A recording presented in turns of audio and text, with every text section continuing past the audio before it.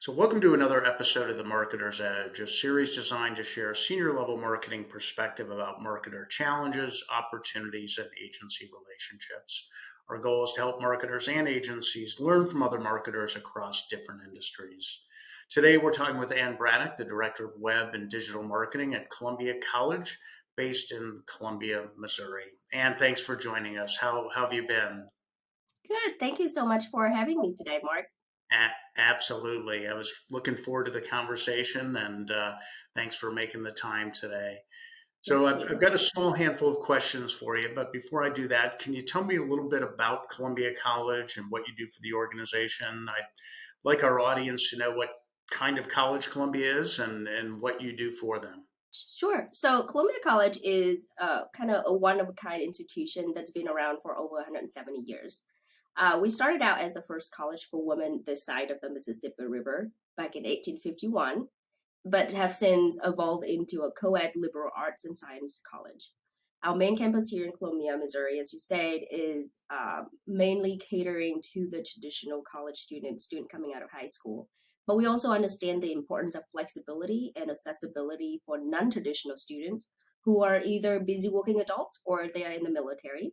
So that's why we have over 40 locations in 15 states and even in Cuba to Hmm. offer evening and online programs.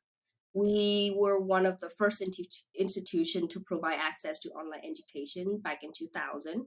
We've been recognized as the best online schools and top three most military friendly school in the country, which means that we are really equipped to help uh, learners of all age to earn the skills that they need to thrive in today's workforce. So That's that's great. about Columbia College. As the director of web and digital marketing for the college, I am responsible for overseeing and implementing digital strategies for college locations nationwide, lead the process of shaping website content, structure, and design to drive enrollment and improve the college search engine rankings. So, overall, in short, my role is focused on driving lead generations, enrollment, and increasing visibility for college through effective digital marketing strategies.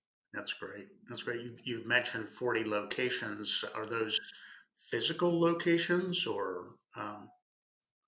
Yes, they are actual physical location. I think about 20 of them are on military bases. Okay, okay, that's great, fantastic. Yeah. So I'm curious. You've worked across a range of different types of companies, from universities to food and beverage brands to television stations. I'm curious how this job at Columbia is different from the others. Are there unique challenges that you deal with here that you haven't experienced in other positions? Sure. So why Columbia College job is different? It's because it's not a job for me. It's my alma mater.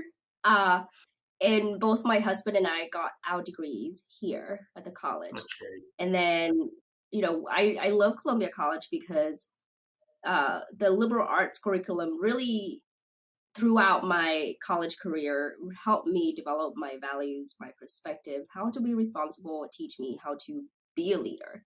And so because of all of that, it's personally important to me to help ensure that it's this institution will grow and prosper for years to come. So that's why Columbia College is different for me and all the other jobs that I have held. Yeah, Now, when it comes to challenges that I have faced here that are a little bit different from other jobs, the current position really afford me the opportunity to see how various challenges can really fit together to serve an organization. It's not a bad thing to have challenge. So let's talk about the main one that I'm facing, which is where do we invest our limited resource? It's not unique. It's not, oh, this is the only place that I ever face it, but it's certainly an interesting one because all different organizations have different resources and priorities, right? right. So our main mission is to provide access to education for everyone, regardless of where they are in their life. We expanded access to education to women back when it was not available to them. We were the first to offer classes on military bases and then online classes to working adults. Right now, we have over 70 degree programs with multiple modalities, either online, in seat, or virtual. We have over 40 actual locations across the country, many on military installation. And then on top of that, we also have 1,500 business partnerships that offer their employees discount tuition for us. It's great to have all of those offerings, but with the limited resource, where do we focus? Not all Right. of those offerings are our stars or our cash cows. Right. Many of them are question marks or pets, right? So do we want to just focus on our stars and our cash cow? Do we want to invest time and money to turn some of those question marks into cash cow or stars? Hmm. Does that mean that we have to, abandon some of our pets in order to do so? Hmm. Uh, yeah. Is that So, is it? Go ahead. I'm sorry, go sorry. ahead. I was going No. to say this challenge is interesting for me because as I see it, it is actually a great opportunity for the college to reevaluate and prioritize which offerings is really aligned with our mission, which one we can afford Yeah. in order to meet our enrollment goal, and which one is not. I mean, it is a very hard conversation to have across the college community because we have to look at everything that we have and then we have to Yeah. reprioritize. Yeah. But I am excited about this challenge, particularly because we have a great and capable leadership team that understand how important this is. And yes, the path ahead will probably be very bumpy, but it is a crucial one for us to embark on. Yeah. So I'm Yeah. excited about it actually. Yeah. That's great. Yeah. It is definitely unique in that, if you were to work for a university that just had one location and maybe some online courses, it would be a lot simpler in Yeah, terms of where the priorities lie.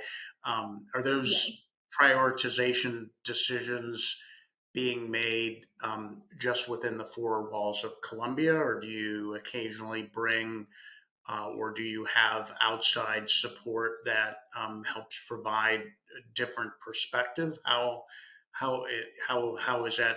How are those decisions made? So we do engage with outside partners to help us make those decisions. Okay. We partner with a lot of data analytics and market research firms to help us Yeah. make those decisions. They help us help bring data to us, so then we understand who we truly are, what really aligned with our core mission, and then the senior leadership team will make those decisions when that time comes. Right now, we really in the process of kind of looking at all of our offerings and then figure out what we want to do. Okay. Makes sense. Yeah. So you've been in the education space for about 5 years now. I'm just curious, what are some of the biggest changes you've seen in the industry over the 5 years you've operated in it? The last 3 years has certainly changed a lot because of COVID, not to be cliche, but Certainly. the biggest change I've seen is really the workforce. Not only that the workforce is getting younger, but COVID has made change so that people can find jobs anywhere across the nation, really. So that means that right now, companies and institutions like ours are competing for the same talent across the nation, Right. regardless of the industry. Job hopping for people is no longer a taboo. People have a better understanding after COVID of what is worth their time, So it's not a simple hire because you need a job. It's what is worth my time for people. And Yeah. so companies have to be a lot more transparent and competitive in order to hire the talent that they need. And from my own experience and from other colleagues who have, diverse work background, who have worked in various industry, I can Hmm. say that, you know, typically speaking, compensation within higher ed has not been quite competitive like other industries. So this industry needs to step up a little bit in order to retain and hire the talents that we need, because at the end of the day, without the sufficient human resource, we can't achieve growth or maintain the production level as planned. So that's number one challenge that I really see changing. Right.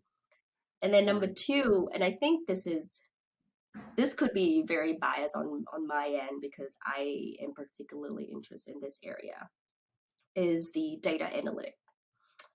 Data has always been available. It is abundant Hmm. everywhere. But it's not about how much data we have, right? It's how we decipher that data and use it to make the right move. So before I entered the higher ed industry, I worked for a private sector in an agency setting. Mhm. uh, Data was such an integral part of my everyday process. I learned how to collect data, how to clean data, how to analyze and visualize data to, number one, decide what steps I need to take to improve my campaigns to reach goals. And then number two is to provide insights and recommendations to the clients that I serve. When I moved to this industry, especially in various part of the marketing areas within higher ed, I was a little bit shocked to learn that data was not truly integrated in the decision making process, Yeah. which is a little sad. And I'm not talking about measuring soft KPIs from campaigns like impressions or click through rates. Those are very superficial, in my opinion. I'm talking about what kind of data you bring in so that you can truly understand where your leads are coming from, what is the Right. cost, what combination of tactics and platform and channel bring you the highest Right. quality of leads that have high matriculation. Those data doesn't come from, hey, how many impressions I get from this campaign, what is the click rate, blah blah blah. No, you have to dig a lot deeper into that. And it took me a while to get to where I can say that I have that data to inform my decision making. But it certainly helped me devise more efficient strategies to help the college. Our top funnel leads may be less, but it's a lot more higher quality. We have better That's matriculation rate. We that's know great. where they're coming from. We know what platform they are coming from, so that we can serve them there instead of just throwing monies on various channels that other institution might be on. And that's kind of the way So it was done yeah, before you came on board. It was sort of certainly not as data influenced and a little bit more, maybe a little bit more random than you're doing now. I'm not gonna throw anyone under the bus because honestly, when I come into this Sure, of course. position, the team was so bare, and I didn't have a lot of time to spend with people who were making all of these decisions and Sure. all the campaigns. So I can't really say that, Got it. but I know that from when I come, it took me a while to be able to pull those data together to Got get it. where I need to be. Got it. Was the data there? It just needed to be sort of organized and prioritized and applied Some in the right way. some data was there, Okay. and some were not, so I have to go and look for it. Got it. Got it. Okay, Yeah. cool. Well, yeah, definitely a good couple great challenges you've outlined so far. So you have your hands full for sure. Yeah. So I noticed on your LinkedIn profile that you spent some time working for a marketing agency. I'm just curious how that experience has helped you or influenced your work at your current role at Columbia. Yeah, so of course, the previous agency I worked at specialized in programmatic advertising. Okay. So I was trained to really understand how to utilize programmatic to reach the right audience, how to convert them into lifelong customer. I was trained to strategize and execute integrated marketing campaigns using multiple DSPs or ad exchange platform, like the Trade Desk or StackAdapt, as an example. Then I also learned how to incorporate real-time bidding or PMP deals or programmatic direct to deliver best result for my clients. And that knowledge certainly helped me devise digital strategies that are a lot more cost effective and efficient in my current role Mhm. because of what I have been trained on. Got it. Um, and I work with back then I worked with several different CPG brands too. And historically speaking, tactics for CPGs are a little different than what would be applied to higher ed Sure. institution. But I was able to, learn from what I experienced from those tactics and then apply that to higher ed. That's great. That's So great. certainly it's been very helpful from that experience. And how did that experience working for a marketing agency? How has it influenced how you work with, if you work with marketing agencies right now, how has it influenced that, or maybe your work with any in-house teams you have? How has that marketing agency experience affected that? Sure. Um, I can certainly speak the language, which is very helpful when it comes to strategies, when it comes to collaboration. Uh, Based on what they provide and what they do, I understand what campaigns are underperforming, which one are doing well and delivering the results that I need. I can ask very in-depth questions and understand the answers that they provide so that I can work collaboratively with them to continue improving campaigns and results for the college.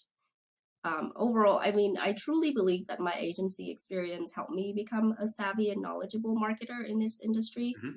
Hmm. So it's been very helpful. Regarding the in-house team, you know, uh, experience from agency certainly helped me understand how important it is to manage a project well from from A to Z. Um, and I've been able to teach a few things about programmatic for people here so that they could understand what truly go into a campaign to reach a result, which is great because I don't think a lot of people in the creative side really know what all goes into a campaign. Hmm. And without them understanding that, eh, without the creative side understanding the structure of a campaign, how to set it up, the campaign's not going to be successful.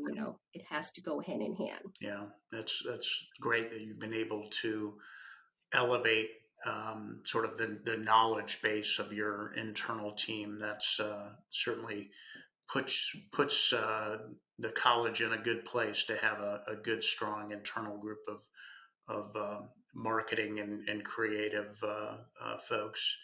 Um, Not all of it. I mean, I'm not going to take all credit. They are very smart people. I've only been able to give them what they don't know. sure, yeah, Yeah. certainly, yeah. So, I'm curious, how do you make certain that you're efficient in the marketing of your brand across the nation, across your 40 locations, but still allow for some measure of customization on a local level? As I would imagine, making students feel connected sort of within the community in which, the college is located is important. How are you able to, or how do you try and balance those things? So this certainly go back to the challenge of limited resources that we discussed before. I feel like we go in circle here, which is great. Mhm. Let's go right back to the previous question. We have many offers, and we serve so many audience, but we don't have enough funds or resources to spread everything evenly. To Right. spread everything evenly would be detrimental to the Sure. college. So for me, the answer to this question lies in data. And I am very lucky to have my own research and analytic person so that the person can pull both historical enrollment data as well as market demand data for me and then overlap them. Okay. So that helped me prioritize where I need to invest the limited resources I have in order to get the best result possible so that we meet the enrollment goal. We do that quite often, um, at least every quarter, if not more. And we can pivot pretty quickly if we need to make changes or if we need to capitalize on certain opportunities. But without the data part of it, it would just be a guessing game and it would be a very good guessing Mhm. game. Regarding the continuity in marketing across the location, to be frank here, my team cannot do all of that with the limited resource Sure. that I have. Sure. So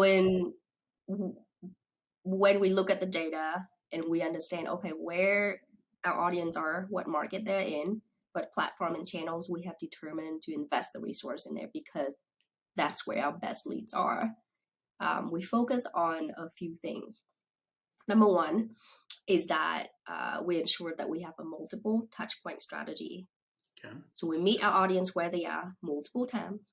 during the journey via various channels, be it CTV, display, native, social, or digital out of home. A person is not going to convert just seeing your ad once. You have to be able to meet them multiple times. And you can't, and the second is that at each of those touch points, you can't say the same message. They are different journey, part of their journey. Sure. So we try to align our messaging to relate to where they are in the journey. And the last is that we have so many locations across the nation. So where applicable, we incorporate information about that physical location in the message Okay. using geodynamic ad formats Got it. to show our audience in-seat options or what they can do to get in touch with the location, things like that. It's not a new strategy. Yeah. It's very basic, but when we have limited resource, Sure. sometimes going back to the basic to ensure that it is well executed is important too. Yeah.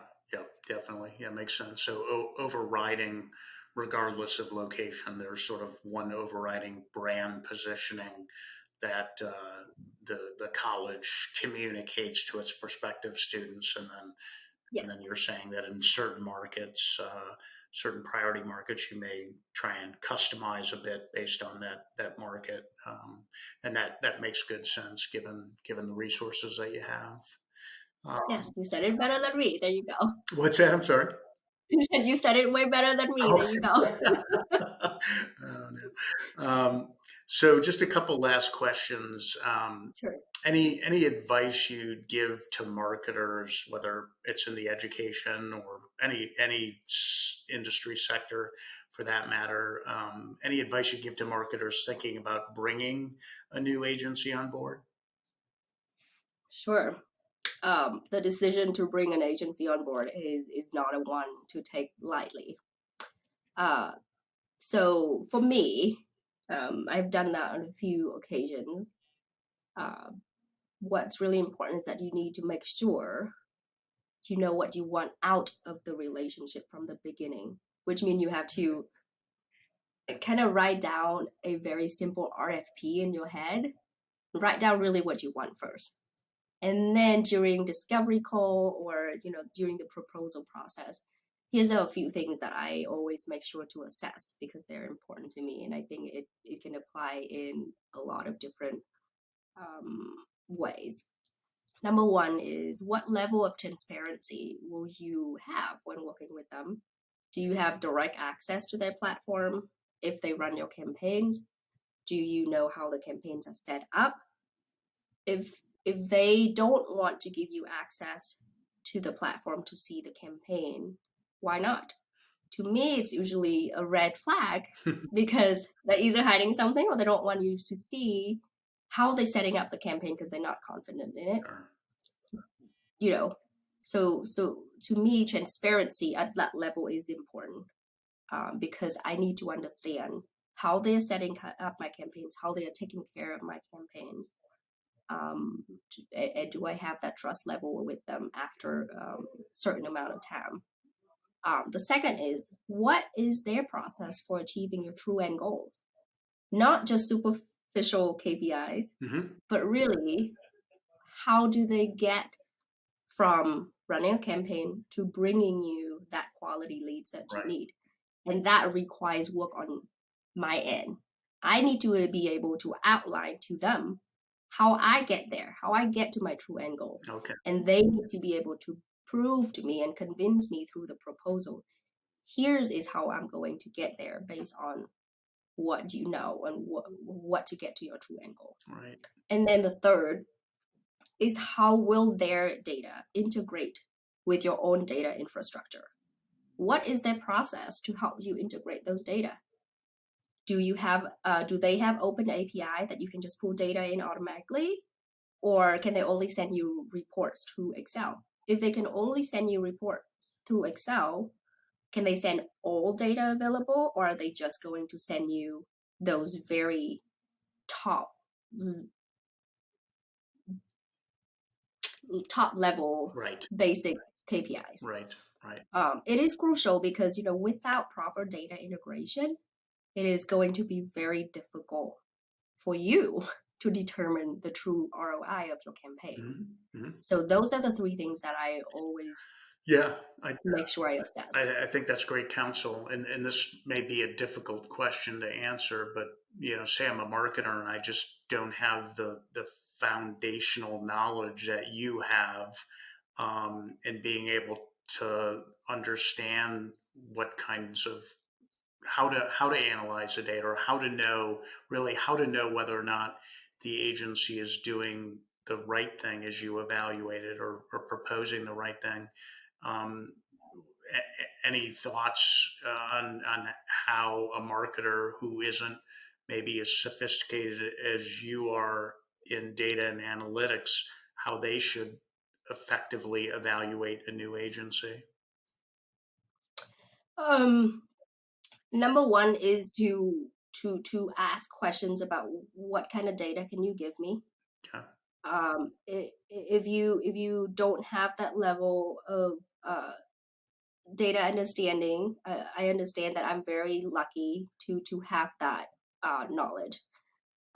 If you don't have that, that's okay. Number one is you want to do some research on your own and start learning, because at the end of the day, in order to be an effective marketer, you also need to understand data. So do a little research. There are a lot of courses and training on LinkedIn that can help you start there. Hmm. Agency also sometimes have their own ad ops or data um, team to help you get there. Usually, when it comes to campaigns, some of the first questions when it comes to basic data is, do you have pixels that you want to place on my website so that I can track? How do you place conversion pixel to make sure that it leads to the correct end goal that I'm doing? Hmm. And then being able to look at Google Analytics. Now, again, I'm not saying that Google Analytics is the one true source. There's many disadvantage of Google Analytics, but at least understanding some of that can help you figure out whether a campaign is doing well by looking at bounce rate, by looking at average time on page, Hmm.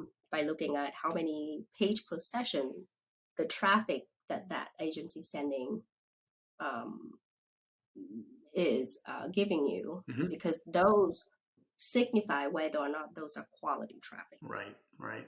Yeah. Okay. Um, and to be honest, it takes a while to learn data, but it's important. There's no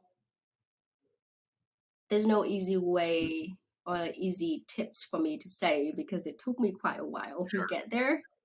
And it would do it disservice if I say, oh, it's very easy, you just have Yeah, to do this. yeah, No, yeah, it's a lot more than that. yeah. But your IT team, or if you have a data infrastructure team or data governance team, they should be able to help you, Right. making sure that the agency that you work with whatever platform they're working on, can transfer data to you Sure. in whatever way you need. Yep. Okay. That's great. Great advice. Yep. And I think maybe another option is to call a peer in the industry that maybe is doing things, on the level that you're doing them, as an example, just to try and get some Certainly. perspective from them. So, Yeah, and certainly there are also a lot of data analytic firms out there who can help you do all of that. right. I mean, if people across the industry have small teams like mine who don't have time to do all of this, Right. Right. please go take a look at some of the data analytics firms that can do these things for you Hmm. and give you what you need to make the decision. Because at the end of the day, you only have 8 hours a day to work. Yeah. So use that time not analyzing data, but use that time to look at the data that partners can give you and make the Yeah. decision, because Yeah. that's really important, right? Yeah, that's great advice. So my last question is, if an agency of any kind was trying to knock down your door and attempting to win business from you, what advice would you give that agency? I value transparency and data, as you could tell, Yeah. because those are crucial to my job. And so for a successful partnership, the agency gotta make sure they're comfortable with me asking a lot of questions, a lot of in-depth questions. It's Mhm. gonna feel like I'm getting all up in their business. But that's part of my job. I need to know in order to figure out whether it's a good fit. And I'm going to request direct access to your platform. I'm going to ask you all the questions about where to get this audience. How is that the best audience for what I'm trying to do? And it is also important for me to know that you are the expert that you are saying. So please outline your process for me in details Okay. and includes the whys and the hows so I can better understand your capabilities. I am on your side when it comes to an agency because I love my agency experience because it gave me the knowledge that I have today. Yeah, that's great. So I am on your side here, but I need to be able to understand why and how, so that I know that you are the expert that I can trust. Got it. How important is it for an agency to have experience in your specific category?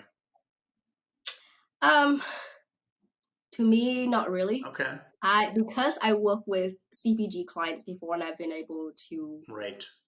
take some of those tactics and apply. I think that an agency having experience outside of higher ed is as valuable as any. Hmm. They can bring in new tactics, new platforms, new ideas that they are using for their CPGs or other clients, Right. and they're able to apply it to me. Why would I want to, you know, reduce the amount of um, opportunities Hmm. from having various tactics to try it out to see what works for me? Sure. Sure. Yeah. So maybe that having that technical expertise and is more important. It sounds like, which makes a lot of sense given the way you operate and the things you're trying to do. Well, Yes. this has been great, Anne. I really appreciate you making the time. You've provided some great insights. Your challenges are big and exciting, but I think it's great. It sounds like the things that you're doing and that your team is doing, is going to have a real continue to have a real positive impact on Columbia College and